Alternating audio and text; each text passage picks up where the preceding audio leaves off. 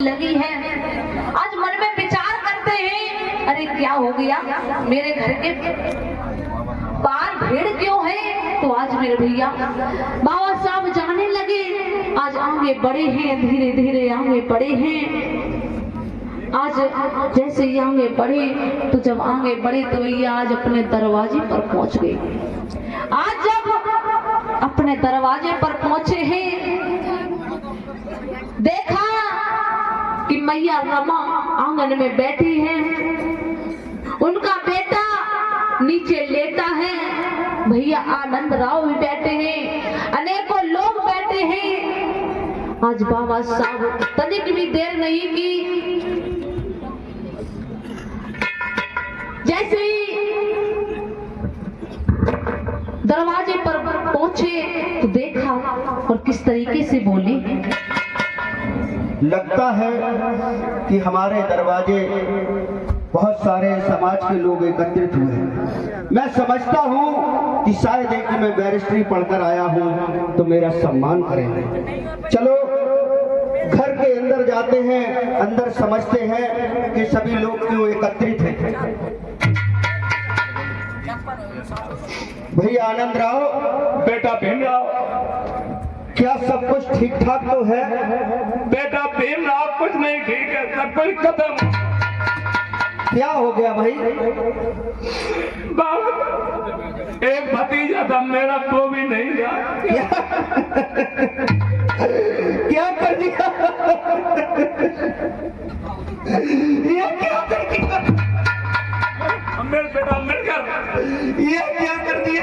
बेटा को देख तो ले चल के, ये तो हमारी बुलबुलिया ही बिखेर दी। ये तो मिलकर खड़े हो जा। कितनी बड़ा है?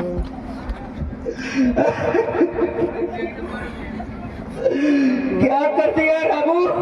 चलो बेटा को देख तो लो कैसा है बेटा तुम्हारा।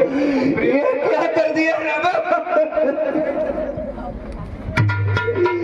मैं तो अपनी फुलबगिया लगा के गया था रामू, तुमने फुलबगिया ही उजाड़ दी।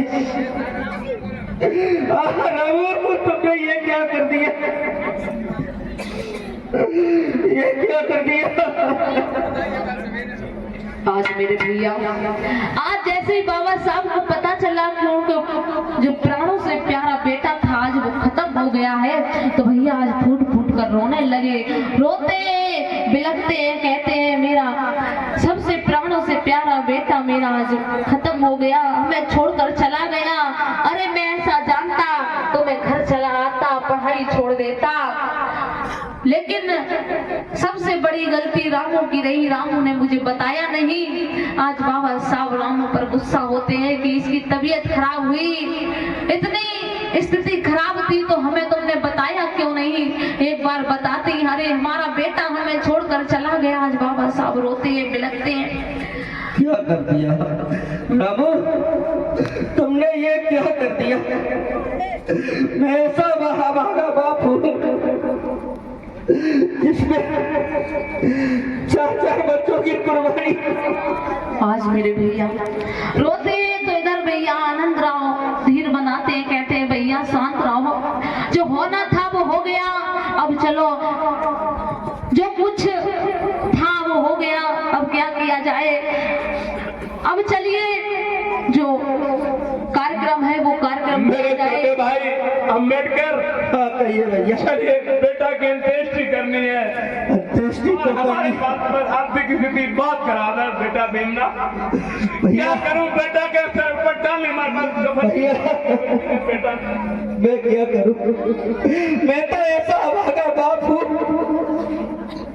कि मैं तो विदेश से आया, मेरी जेब में फूटी थोड़ी नहीं, मैं बेटे पर कफन भी नहीं डाल सकता, ऐसा गधा बाप हूँ। गरीबी किसी को न दे, और अगर गरीबी दे तो उससे पहले इस दुनिया से उठा ले। नहीं हमें क्या करूं, क्या ना करूं? आज ये गरीबी कि कपन के लिए पैसे नहीं, बेटे की मिट्टी पड़ी, क्या करूं भीमराव?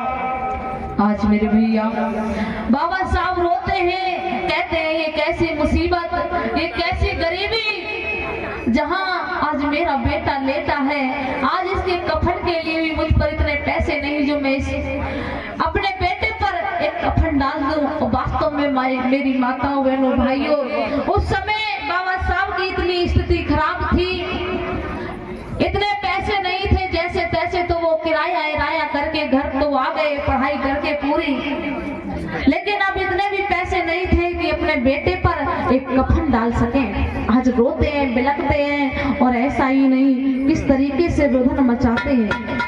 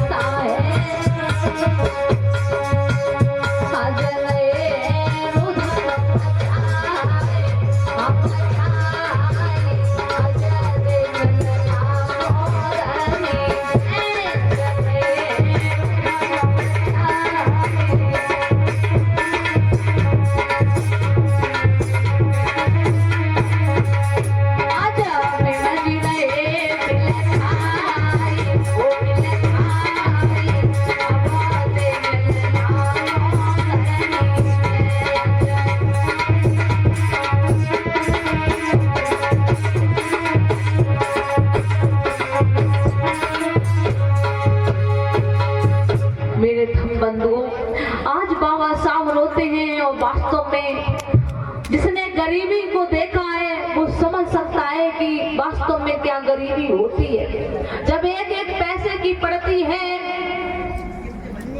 जब काम भी हो और घर में एक पैसा ना हो, तब समझ में आता है कि मुसीबत क्या चीज है। तो आज देखिए बाबा साहब भी विचार करते हैं क्या करें क्या ना करें, ये कैसी मुसीबत।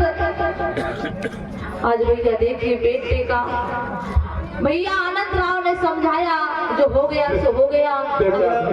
भैया आनंद राव, मैं तो सोच के आया था कि बैरिस्ट्री मैंने कर ली, मैं जाऊंगा वकालत करूंगा, अपना घर सुखी सुखी चलाऊंगा, अच्छा संसार में हमारा भी नाम होगा।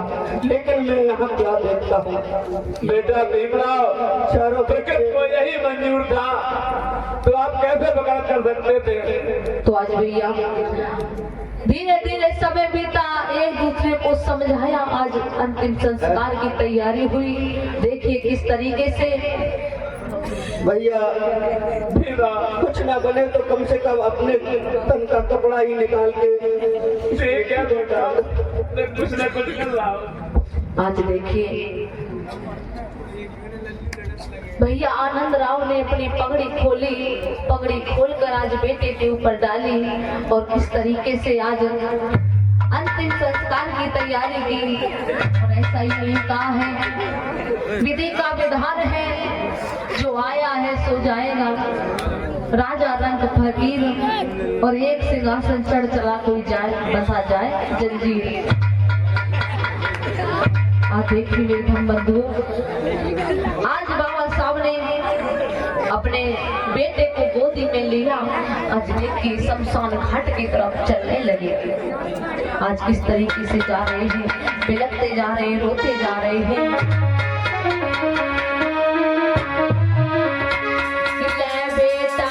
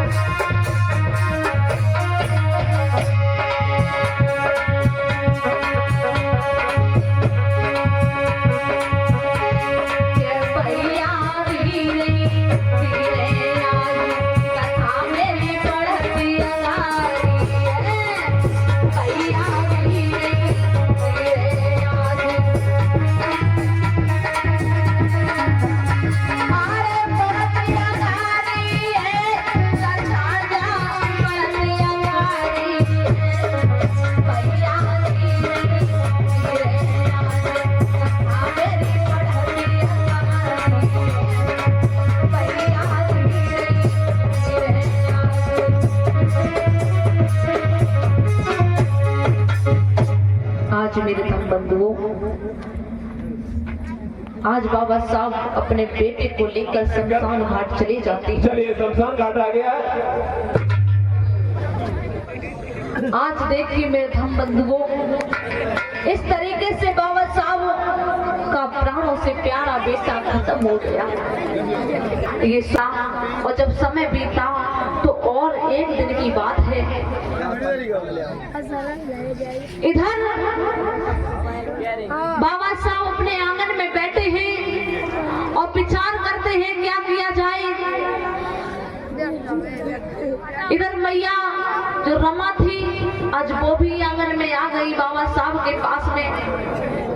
और भैया सभी लोग बड़े ध्यान से सुनना, आप देखेंगे कि कथा किस तरीके से क्या हुआ। और बड़े ध्यान से सभी लोग कि कैसे बाबा साहब ने हम लोगों की खातिर काम के अधिकार दिए। तो आज इधर बाबा साहब आंगन में बैठे थे, इधर मैया रमा जो थी आज वो भी बैठ गई। आज बाबा साहब का चेहरा देखती हैं तो कहती हैं साहब क्या हुआ, आप बहुत ही चिंता में लग रहे हैं, कोई बात है तो हमसे बता दीजिए। तो बाबा साहब कहने लगे नहीं रमा, चिंता तो होती ही है, क्योंकि हम जब विदेश गया था तो अपनी फुलबगिया लगा के गया था और जब मैं वापस आया तो फुलबगिया उजड़ी पाई। चिंता क्यों नहीं होगी, 4-4 बच्चों की कुर्बानी हो गई। इस समाज के खातिर 4-4 बच्चों की जब कुर्बानी हो गई तो मुझे तो चिंता होगी ही। लेकिन रामू चिंता मत कीजिएगा, क्योंकि गरीबी ही हमको इस राह पर लाई है। लेकिन मैंने संघर्ष की राह चुनी है तो संघर्ष करूंगा। बैरिस्ट्री पढ़ के आया हूँ तो बैरिस्ट्री करूंगा, वकालत करूंगा, तब देखेंगे कि शायद खुशहाली आ जाए अपने परिवार में, कुछ अच्छे दिन आ जाए। आज मेरे भैया जब बाबा साहब ने कहा ये बातें समझाई तो आज मैया कहने लगी बाबा साहब से कि ऐ साहब मैं क्या बताऊं, आप तो लंदन चले गए पढ़ने के लिए, लेकिन यहाँ मैंने कितने दुख सहे, क्या क्या सहा, लेकिन अब आप कहीं भी ना जाना, यही कहीं कोई काम देख लो, वही काम करो और ऐसा ही नहीं घर पर ही रहो, क्योंकि मैंने बहुत संघर्ष किया। आज मैया रमा बोली, क्या बोली,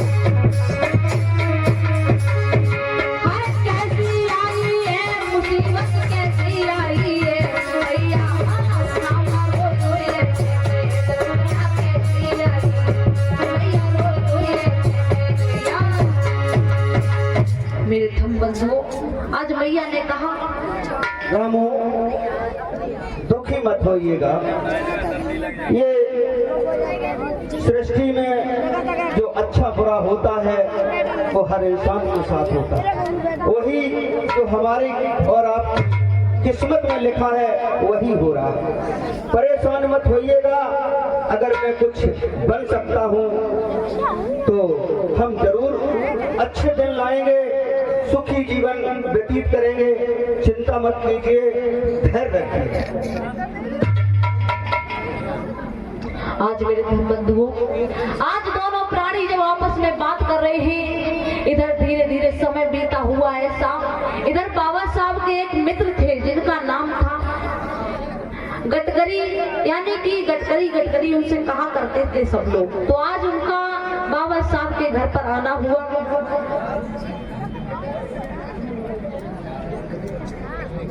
गटकरी कहते थे और इधर उनका नाम था, जो कहते हैं कि ज्यादातर बाबा साहब का सम्मान सहयोग किया उनके मित्र थे जो कि अमेरिका में मिले थे, जिनका नाम था नवल भत्तेना। तो आज देखिए उनका आना हुआ बाबा साहब के घर पर। तो आज किस तरीके से आए हैं बाबा साहब के घर पर। कहा भैया बैठो। बैठिए भाई। आइए मेरे मित्र, बहुत दिनों बाद मिले हो। मैं तो बहुत दिन से। हाँ, और आप आए हैं तो बैठिए, कुछ जलपान भी कीजिए, तभी हमको सुख चैन मिलेगा, क्योंकि मैं बहुत दुखी हूँ। वही तो मैं देख रहा हूँ बेटा भीमराव अम्बेडकर भाई, मेरे दोस्त, तुम बहुत दुखी देखते हो, कारण क्या है? आज मेरे भैया बाबा साहब ने सारा हाल सुनाया। आज दोनों लोग आपस में बातें कर रहे हैं। इधर भैया रमा अंदर चली जाती है, काम करने लगती है। इधर दोनों जो मित्र थे आज आपस में बोलने लगे, बतलाने लगे और कैसे कहने लगे, या बस में रहे बतलाई,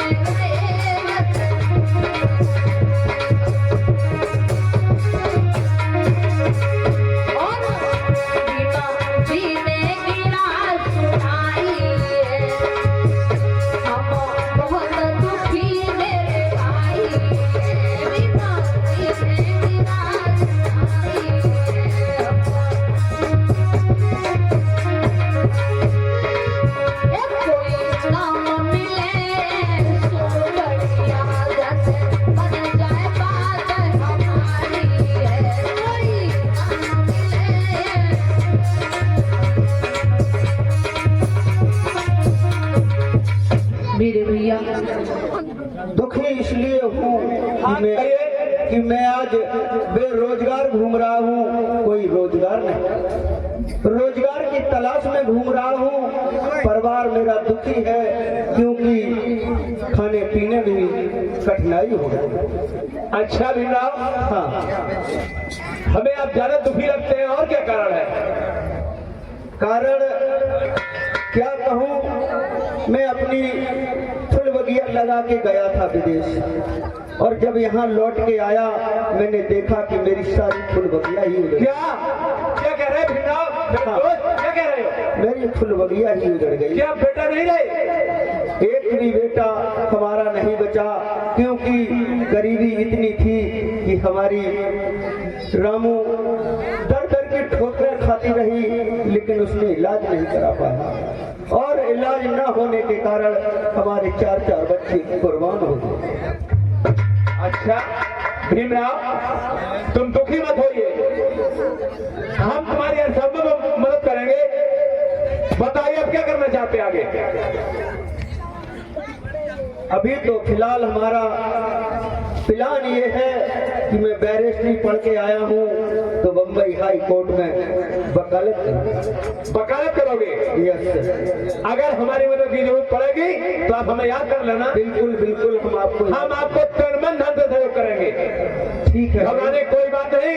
अगर आपकी आर्थिक स्थिति कमजोर है तो भीमराव, मैं आपको 5000 रुपए आज कैश दे रहा हूँ। ठीक है, आपकी जैसी भी इच्छा, क्योंकि अगर पैसे मिल जाएंगे तो थोड़ा तंगी तो कम हो ही जाएगी। आज मेरे भैया भीमराव, मेरे दोस्त, समझाया, ये लो मैं 5000 रुपए लाया हूँ आपके लिए और आपके परिवार के चलाने के लिए, और आप घबराएंगे नहीं। जब आपको जरूरत पड़े, परेशानी हो तो हमें याद कर लेना, हम वही पैसे दूंगा मेरे दोस्त। ठीक है, बहुत बहुत आपका साधुवाद, बहुत बहुत साधुवाद। मैं आपका सारी जिंदगी ऋणी रहूंगा। नहीं भाई, इसमें रेडी का कोई जरूर नहीं है। हम उस लायक हैं तभी तो आपने सहयोग किया। इसमें रेडी रहने की कोई जरूरत नहीं है बेटा। भीमराव अम्बेडकर दोस्त, फिर भी मुझे आपका ये एहसान कभी भूलना नहीं चाहिए, इसलिए मैं अपने आप को ऋणी समझता हूँ। आपका बहुत बहुत धन्यवाद। आज इधर दोनों लोगों में बातें चल रही थी तो आज इधर भीम ने सोचा, जैसे ही वो जाने को थे तो कहने लगे भैया मैं बैरिस्टर बनना चाहता, बैरिस्टर की उपाधि लेकर आया हूँ, वकालत करूंगा तो मैं कैसे, मुझे तो लग रहा है कि इस भारत देश में इतनी छुआछूत है, मैं कैसे वहां पर जाकर के वकालत करूंगा। आप कोई रास्ता बताइए, कोई आपकी नजर में हो जिसके जरिए से मैं वकालत कर सकूं। तो आज देखिए जितने जैसे ये बात कही तो आज भैया नवल वतैना ने कहा भैया चिंता ना करो, हमारी नजर में एक बहुत ही अच्छे इंसान है, वो हमारी मदद करेंगे, चलिए हम लोग उन्हीं के पास चलते हैं। आज देखिए दोनों मित्रगण आपस में सलाह मिलाई और सलाह मिलाने के बाद में आज कैसे चले हैं।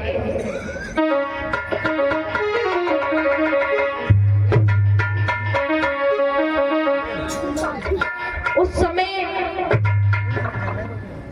मुंबई हाई कोर्ट में एक जीन बाला नाम के व्यक्ति रहा करते थे, बड़ी अच्छी पैठ थी उनकी, नवल वतैना भी अच्छी तरीके से उन्हें जानते थे। आज उन्हीं के पास जाने के लिए दोनों मित्र तैयार हुए और कैसे उनके पास में पहुंचे हैं। और ये प्रदीप भैया भूसा व्यापारी की तरफ से 50 रुपए का धमदान आया है, 100 रुपए का धमदान, बहुत बहुत साधुवाद। और अमित पायलट भैया इनकी तरफ से आए हैं 50 रुपए का धमदान, बहुत बहुत। बताइए ऐसा ही नहीं, धीरे धीरे उन्होंने कहा छुआछूत इतना है, मैं इन्हें वकालत के लिए यहाँ पर नहीं रख सकूंगा, अगर रखूंगा तो मेरा अपमान होगा और मेरा अपमान होगा, मैं ये हरगिज़ नहीं चाहता कि मेरा यहाँ अपमान हो। आज देखिए मेरी माताओं बहनों भाइयों किस तरीके से बाबा साहब जब बैरिस्टर बन के आ गए फिर भी छुआछूत उनके साथ में भेदभाव अपमान सह रहे, जब इतने पढ़ लिख गए फिर भी। आज देखिए धीरे धीरे समय बीता, आज जीन वाला ने कह भी दिया कि अगर मैं तुमसे एक बात कह रहा हूँ, अगर हमारी शर्त मंजूर हो तो आप वकालत कर सकते हैं। कहिए क्या कहना चाहते हैं आप? हमारी ये शर्त है कि अगर आप यहाँ पर रहना चाहो, वकालत करना चाहो, तो जहाँ पर हमारे सिर लोगों के घोड़े बनते हैं उस घुड़सवार, उस जहाँ पर घोड़े बांधे जाते हैं वहाँ पर जाकर के अपना तख्त बिछाओ और वहीं पर बैरिस्टरी दिखाओ, और ऐसा ही नहीं वहीं पर बैठ करके वकालत करो। घोड़सवार में बैठ के वकालत करूं? हाँ, जब ये बात कही तो बाबा साहब सोचने लगे, लेकिन आज बाबा साहब ने ज्यादा नहीं सोचा और हाँ कर दिया। आपकी ये शर्त हमें मंजूर है। आज भैया जब बाबा साहब ने ये शर्त मंजूर कर ली तो देखिए किस तरीके से बाबा साहब धीरे धीरे समय बीता, आज समय बीता।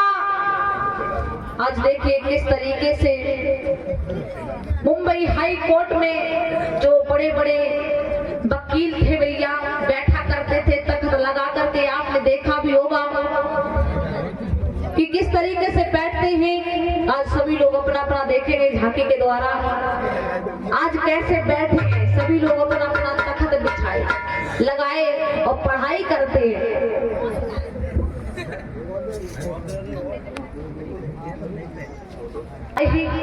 इधर बाबा साहब ने अनेक मेहनत की, मेहनत करने के बाद में आज जब परमिशन मिल गई बाबा साहब को वहां बैठने की, और जब बैठने की परमिशन मिल गई तो आज बाबा साहब वहां पर जाकर के अपना बस्ता लगाने लगे। जहाँ पर घोड़े बांधे जाते थे वहां पर बाबा साहब अपना तख्त बिछा करके ऐसा ही नहीं वकालत करते थे। आज धीरे धीरे समय बीता तो हुआ ऐसा। तो आइए आगे देखेंगे कि किस तरीके से वकालत करते हैं। बहुत समय बीत गया लेकिन एक भी कोई मुख्य वकील उनके पास नहीं आया, कोई भी केस उनके पास नहीं आया। आज सभी लोग हंसी उड़ाते हैं बाबा साहब की, जो बड़े बड़े। ऐसा धीरे धीरे समय बीता। इधर बाबा साहब भी आज देखिए किस तरीके से जज साहब के सामने पेश हुए परमिशन के लिए। आज देखिए बाबा साहब इधर उधर घूमने के बाद आज जज साहब के पास में पहुंचे हैं।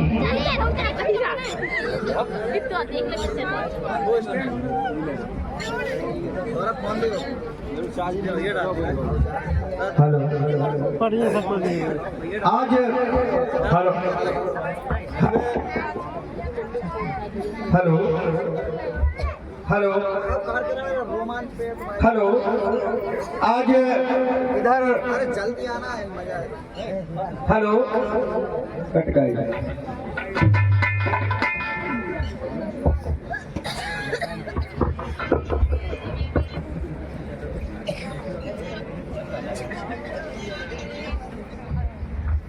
हाई कोर्ट में जो जज साहब बैठे हैं, हमें इनसे वकालत करने के लिए परमिशन लेना पड़ेगा। बगैर परमिशन के कोई वकालत नहीं की जाती है। सबसे पहले जज साहब से परमिशन ली जाती है।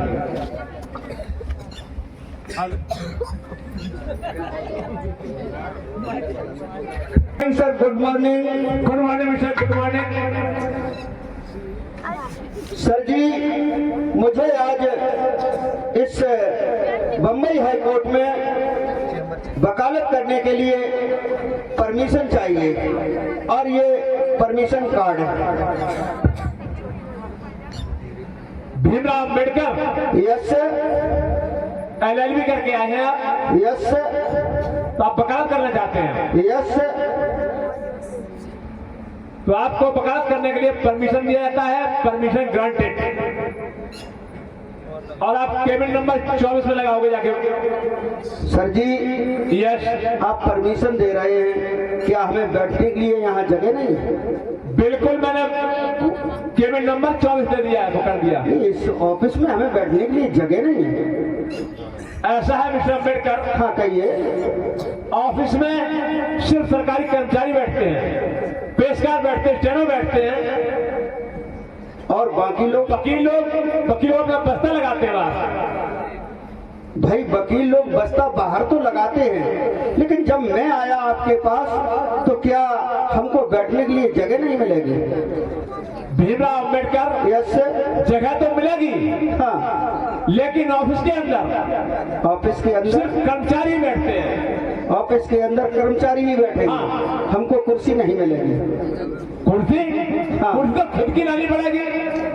खुद की लाने पड़ेगी, ये तो बात की बात है। हम अपने बस्ते पे किस पर बैठेंगे, कुर्सी पे बैठेंगे या जमीन में बैठेंगे, ये तो बात की बात है। लेकिन इस ऑफिस में मैं पूछ रहा हूँ कि क्या कुर्सी नहीं मिलेगी? ऑफिस में कुर्सी का काम आएगा, कुर्सी मिलेगी। हाँ तो फिर डलवाइए। आओ गार्ड, कुर्सी लाएगी।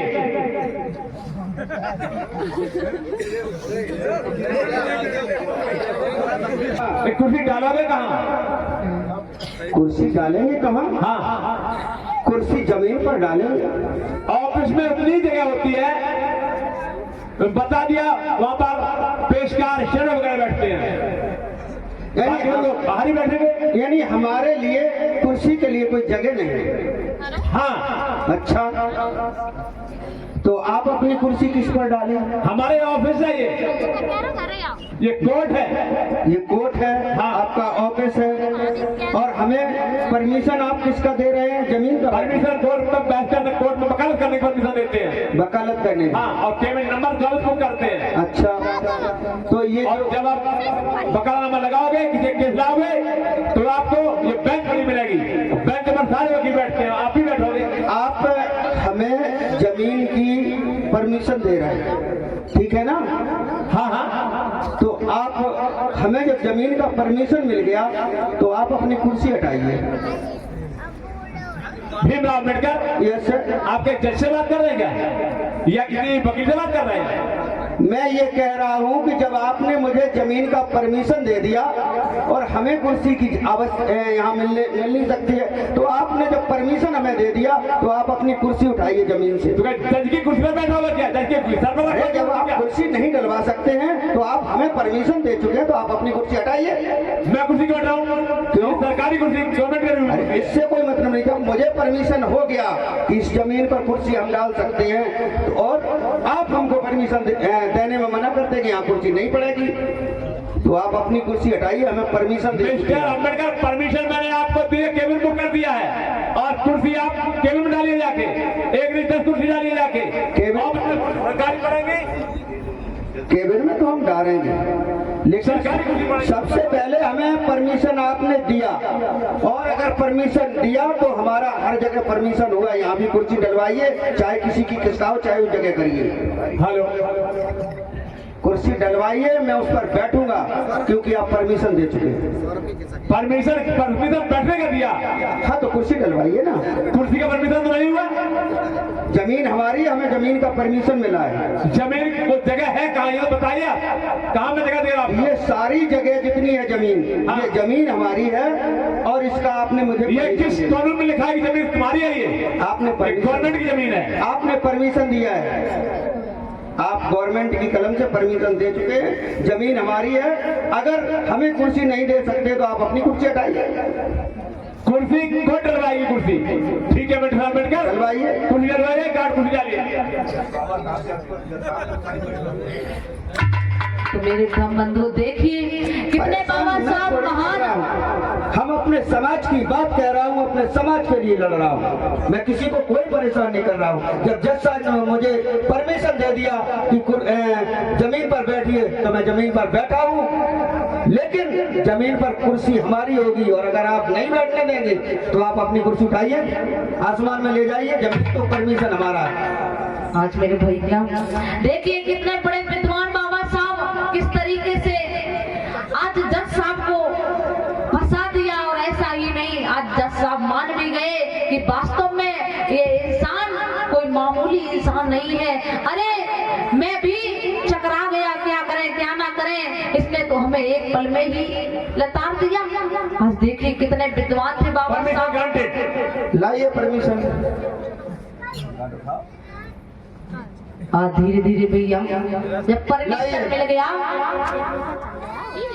ठीक है, मैं इस कोर्ट में अपना बस्ता लगाऊंगा और देखूंगा कि किस तरह से यहाँ अपने समाज की वकालत कर पाता। हेलो,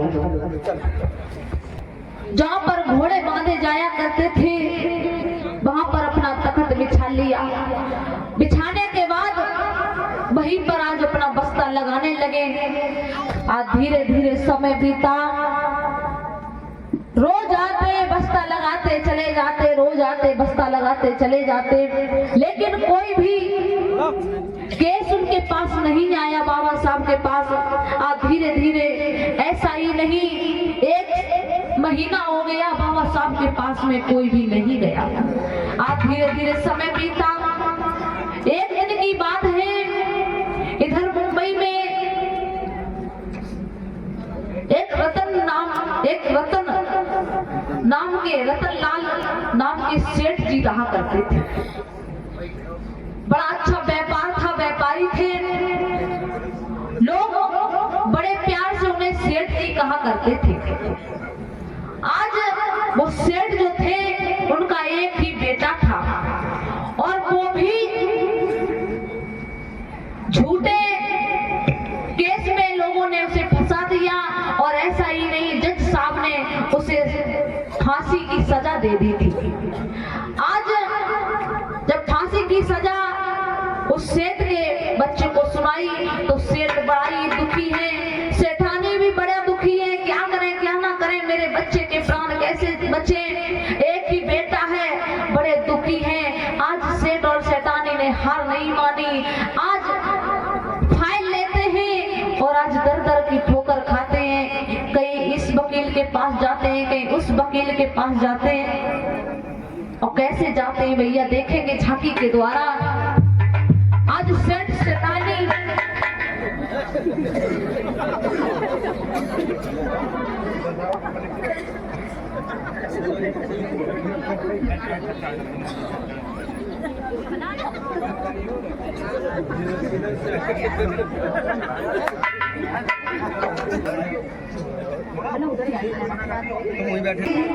वकीलों के पास में जाते हैं। आज इधर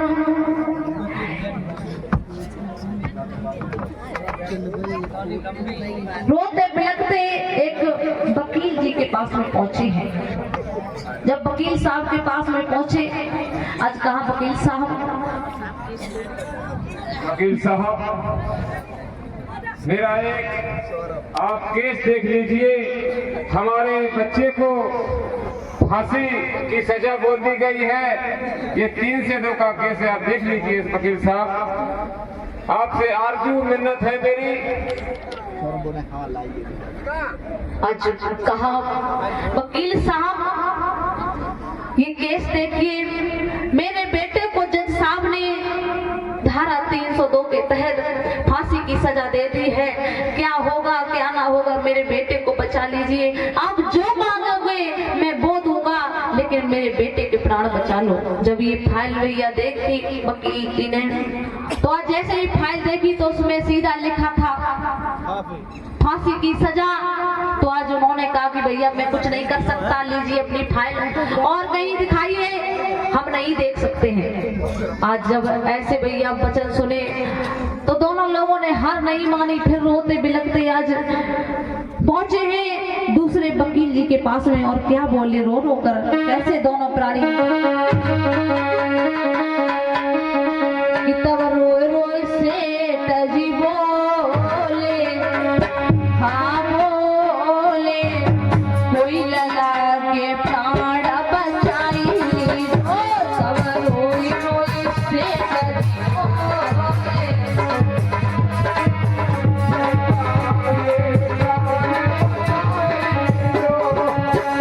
आज रो रो कर फिलाप करते हैं, कहते हैं कोई मेरे बेटे के प्राण बचा लो।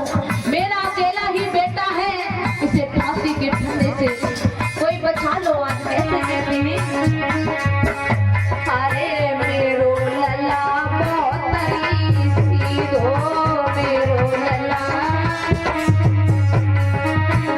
और झूठों के सजुबा पे लगी जाओ, झूठों के सजु। और गीता सोरे दिया जब खाई, वो भी खाई, कोई लला के प्राण बचाई। गीता सोरे दिया जब खाई, वो भी खाई, कोई लला के प्राण बचाई। गीता सोरे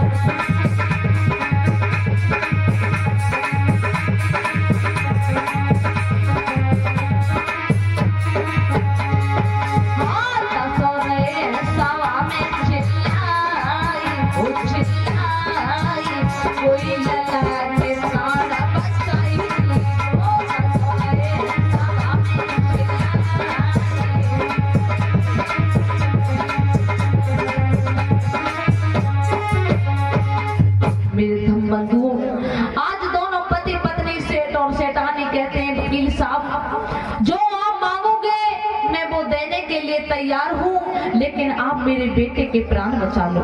जब ये बात कही सेठ और सेठान ने, जब वो फाइल दिखाई तो फाइल जैसे ही वकील साहब ने देखी तो उसमें लिखा था कि फांसी की सजा इस तारीख को सेठ रतनलाल के बेटे को फांसी दी जाएगी। तो भैया जब उसमें फांसी की सजा लिखी तो क्या कोई कर सकता है, कोई ना सबूत ना कोई गवाह। तो आज उन्होंने फाइल पकड़ा दी, कहा भैया जाइए, मैं आपका केस नहीं लड़ सकता।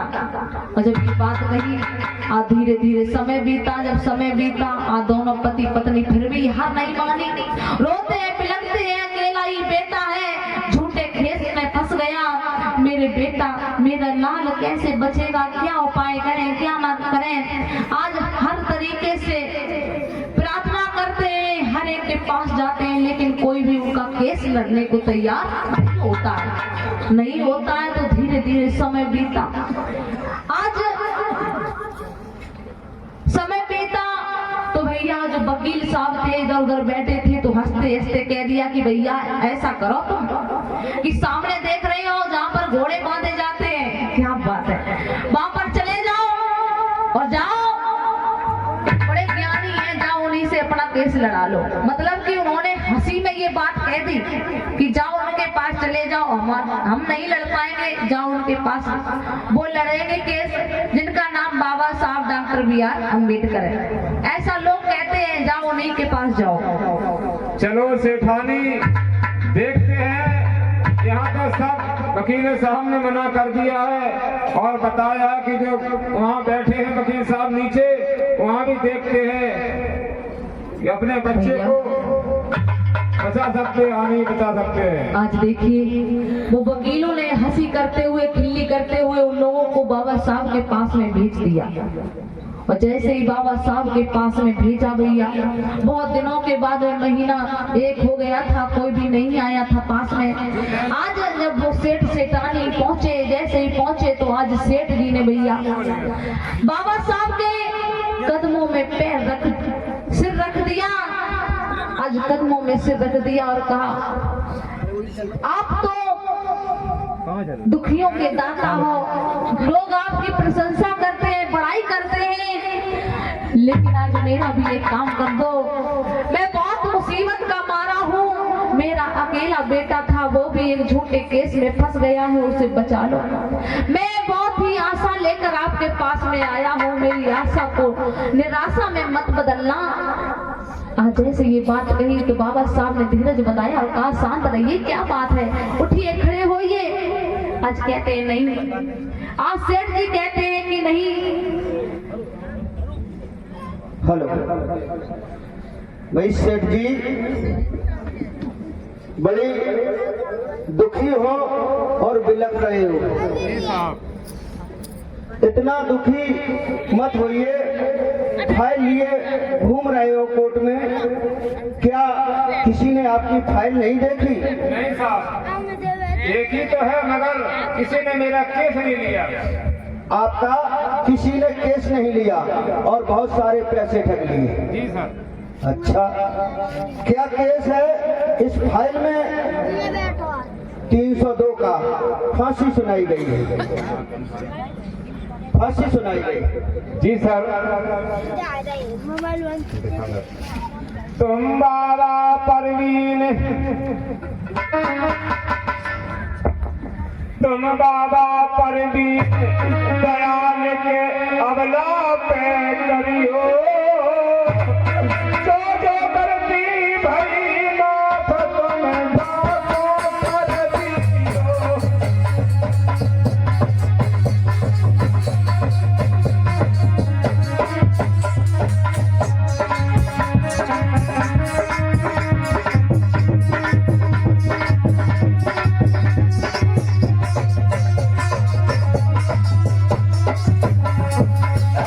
तुम बाबा पर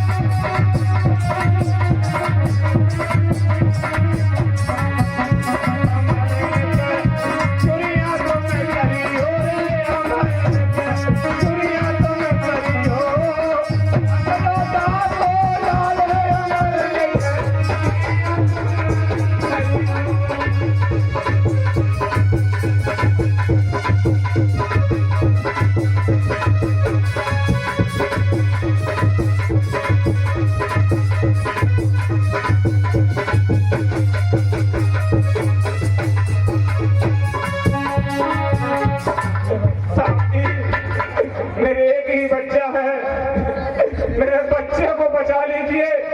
3 से 2 का केस है, एक ही बेटा सर जी, मेरे बच्चे को बचा लीजिए सर। अरे कॉपीराइट है। सेठ जी दुखी मत होइएगा, आपकी फाइल मैंने ले ली, मुझे कोई फीस नहीं चाहिए और आप बेधड़क घर को जाइए।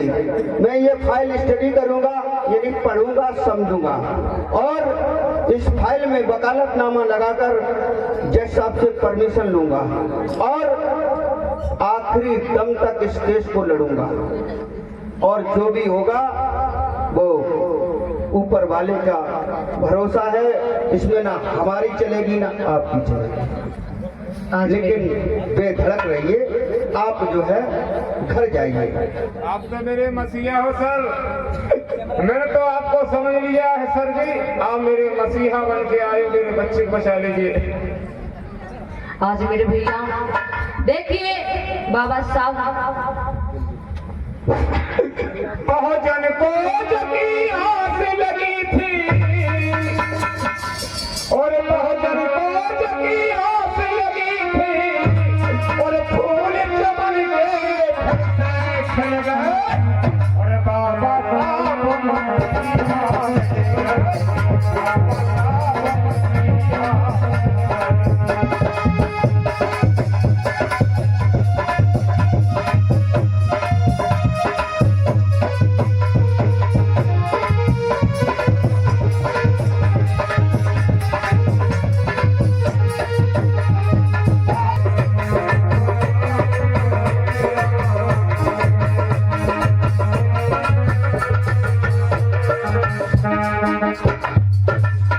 सेठ जी मैंने आपकी अरदास समझ ली और सुन ली। अब दोनों लोग आप घर जाइए और मैं जज साहब से मिलता हूँ और वकालत की बात करता हूँ। जज्जी बैठो। आज मेरे धर्मबंध आया तो बाबा साहब ने उनको कह दिया कि जाइए शांति रखिए, कल जो आपके बेटे को फांसी दी जाएगी मैं भी मौजूद हूँगा, वहाँ पर हूँ और सभी लोग वहाँ पर होंगे, तब मैं बताऊंगा आपके बेटे के प्राण बचाऊंगा। तो आज देखिए। गुड मॉर्निंग सर जी, good morning. Good morning sir जी यस। मैं ये फाइल लेके आया हूँ और ये फाइल सेठ रतनलाल और उनके बच्चे की है। सेठ रतनलाल का एक ही लड़का है जिसका नाम वीरू है और इसमें आपकी कोर्ट से उसको फांसी की सजा सुनाई गई है। मैंने थोड़ी जानकारी की तो मुझे मालूम पड़ा कि सेठ रतनलाल बहुत बड़ा पैसे वाला है और वहाँ के चापलूस जमींदार टाइप के लोग ये चाहते हैं कि उसका इकलौता लड़का अगर मर जाएगा तो सारी संपत्ति हमको मिल जाएगी। इसलिए उस लड़के को जानबूझकर इस मुकदमे में फंसाया गया और मैं ये कहना चाहता हूँ कि मान्यवर आपकी ये जो सजा सुनाई है कहीं कानून से भूल हो रही है। Mister Ambedkar, yes sir. जो मुकदमा चलता है यस सर। वो सिर्फ गवाह साबूतों के बयान पर चलता है। बिल्कुल। गवाह साबूतों के बयान से साफ जाहिर हुआ था कि ये मुलजिम करार देते हुए कोर्ट ने सजाए फांसी दी है, तो उसमें कोई गुंजाइश तो है नहीं। लेकिन मैं ये कहना चाहूंगा कि आपसे कहीं चूक हो रही है, भूल हो रही है, इसलिए ये केस मैं रीओपन करूंगा, दोबारा लड़ूंगा, इसको दोबारा खुलवाऊंगा, जिससे इसकी जो केस है इसका दूध का दूध और पानी का पानी। Mister Ambedkar, yes sir. 21 तारीख टू कल 12 बजे वीरू को फांसी हो जाएगी। रीओपन कराओगे, केस रीओपन करवाओगे तो उसमें कम से कम 6 माह लगेंगे। कल फांसी होगी ना? कल फांसी का टाइम है। अभी तो नहीं है। अभी नहीं है, कल तक हम लड़ेंगे। ये वकालतनामा मैंने लगाया है। ठीक है। जब तक ये फांसी का टाइम रहेगा तब तक मैं इस केस के लिए लड़ता रहूंगा। ठीक है मिस्टर अम्बेडकर, आपको परमिशन कर दिया गया है और केस रीओपन कर दिया गया है। ठीक है, केवल कल तक के लिए। ठीक है, मैं लास्ट वक्त तक, लास्ट टाइम तक इस केस की पैरवी करता रहूंगा। आज देखिए किस तरीके से बाबा साहब केस को लड़ते हैं, और सभी लोग ध्यान से सुनना कि किस तरीके से बाबा साहब ने बात में से बात निकाली और क्या करके दिखाया। तो आज देखिए निर्धम बंधुओं, आज जो सेठ रतन लाल का बेटा था वीरू, आज जब उसे फांसी की सजा थी तो भैया दूसरा जिस दिन फांसी उसे देनी थी, आज वो दिन धीरे धीरे जब आ गया, और जब आ गया तो इधर धीरे धीरे हुआ ऐसा, सभी लोग इधर उधर, वकील लोग भी हैं, जज साहब बैठे हैं, आज भैया फोर्स भी लगा है। और गार्ड, वीरू को हथकड़ी लगा के कोर्ट में पेश किया जाए। आज भैया चले हैं, जैसे जज साहब ने कहा कि जाओ वीरू को लाया जाए और कोर्ट में हाजिर किया जाए। तो आप देखिए किस तरीके से सेठ सेठानी सभी लोग वहां पर मौजूद हैं। आज सेठ सेठानी रोते हैं कि मैंने बाबा साहब भीम पर विश्वास करके बहुत गलत किया। अरे मुझे उन पर विश्वास नहीं करना था। अरे मेरे बेटे को तो फांसी होने जा रही है, अब क्या होगा? अब कुछ नहीं हो पाएगा। आज सेठ सेठानी दोनों लोग बिलख रहे हैं। आज भैया बेटा वीरू को लाया गया।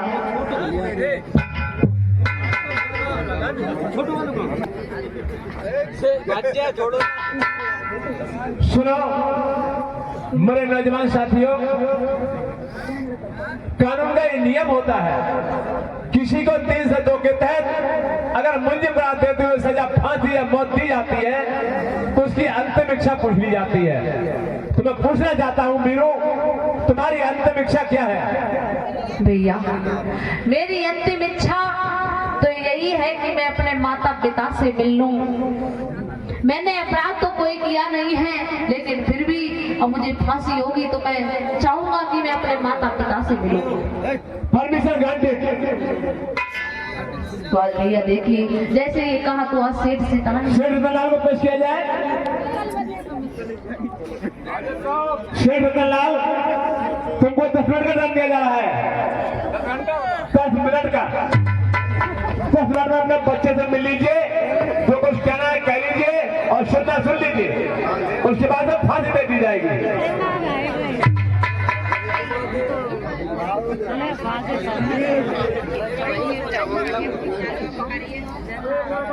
भैया आज देखिए जैसे ही परमिशन मिली, आज सेठ सेठानी अपने बेटे को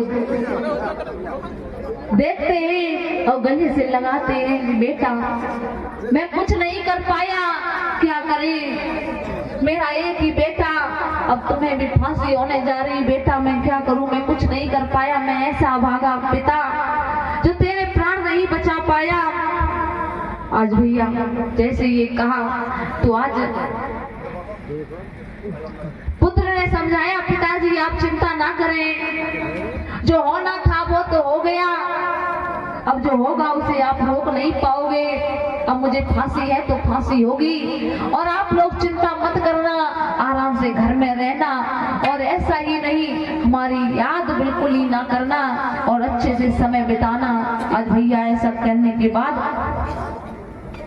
आज भैया बेटे को छाती से लगा लिया सेठ ने और कहने लगे बेटा क्या करें, कैसे ये दिन मैं सोचा नहीं था मैंने कभी भी ये दिन आएंगे हमारे सामने, लेकिन क्या करें, मैं कुछ नहीं कर पाया, कैसी ये प्रकृति की लीला है, मैं कुछ नहीं कर पाया बेटा। आज रोने लगी सेठ रतन लाल की लगी सी भर गई और सेठ जी रोई पड़े थे बिल खाई रे।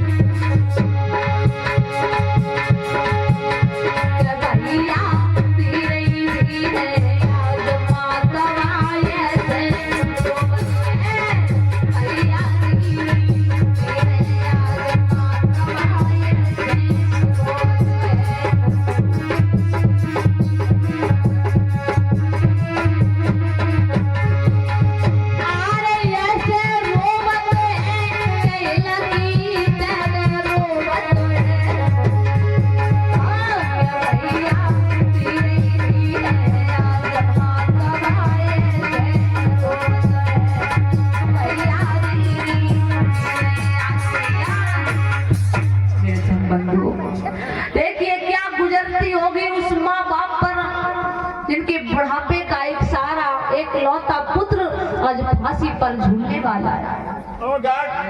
आज देखिए आंखों के सामने से सर तलाव कीजिए, लाइट टाइम खत्म हुआ।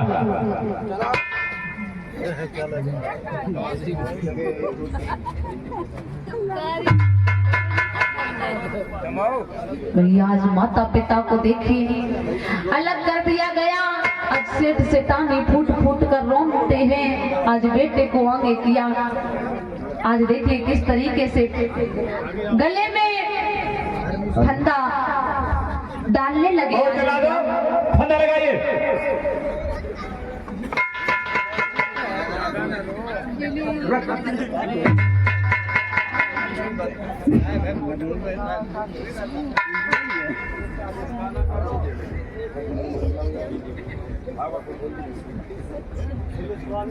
आज मेरे धर्म बंधुओं, आज देखिए आज जैसे उस मासूम बेटे पर के ऊपर जैसे ही आज जल्लादों ने फांसी का फंदा उसके गले में डाला, और जब गले में डाला तो भैया सभी लोग गुमसुम हैं, पूरी महफिल जाम है। इतना अच्छा बच्चा आज देखिए फांसी का फंदा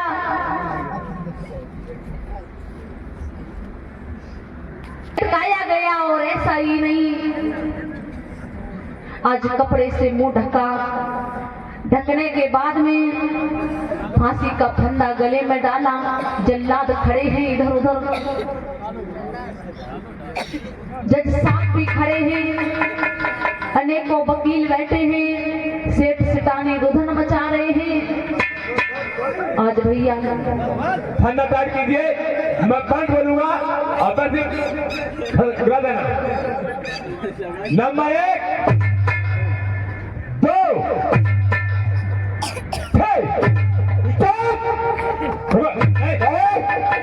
इसको खड़ा कीजिए, खड़ा कीजिए इसको। मिस्टर अम्बेडकर, यस क्या आपने स्टॉप करवा दिया? मैंने कहा स्टॉप। और गार्ड फंदा ढीला करिए। इसका फंदा ढीला करिएगा और इसे चक्कर आ रहे हैं, इसे पानी भी पिलाइए। चक्कर का है साहब, बंद नहीं।